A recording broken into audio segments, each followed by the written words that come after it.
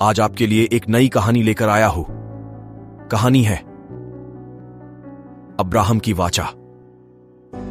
Abraham को दुनिया भर में राष्ट्रपिता के रूप में जाना जाता है, लेकिन एक समय था जब अब्राहम ने सोचा था कि उनके कभी कोई बच्चा नहीं होगा। एक बार ईश्वर का एक वफादार आदमी, जिसने कड़ी मेहनत करके ईश्वर का आशीर्वाद प्राप्त किया, उसकी कोई संतान नहीं थी। यह उसके लिए दुहक की बात थी।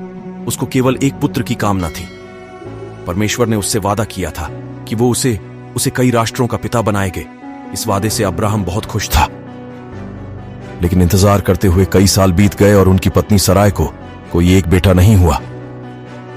कई सालों तक बच्चा ना होने के बाद सराय ने अब्राहम को अपनी नौकरानी हैगर से शादी करने के लिए राजी कर लिया, जो मिस्र देश की थी। अब्राहम ने अपनी पत्नी की बात मान ली और उससे शादी कर ली। शादी के बाद हैगर गर्भवती हो गई। जब उसे बच्चा पैदा हुआ तो उसका नाम उसे इश्माइल रखा गया, लेकिन अब्राहम ने इसका बलिदान कर दिया। यह परमेश्वर द्वारा वादा किया हुआ बच्चा नहीं था, क्योंकि प्रभु ने वादा किया था कि एक बेटा सराय के गर्भ से पैदा होगा।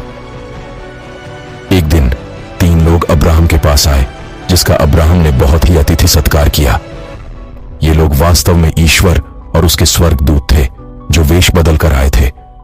उन्होंने अब्राहम को बताया कि अगले साल तक सराय का एक बेटा होगा।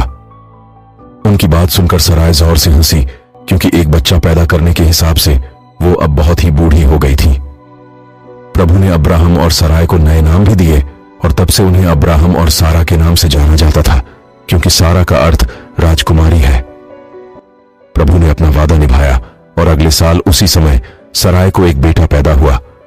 उन्होंने उसका नाम इसहाक रखा, जिसका अर्थ है हंसी होता है, क्योंकि सारा उस समय बहुत हंसी थी जब उसे बताया गया कि उसका एक बेटा होगा।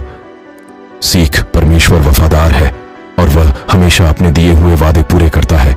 ईश्वर को दिल से मानने वाले को कभी निराश नहीं करते हैं, भले ही देर हो जाए।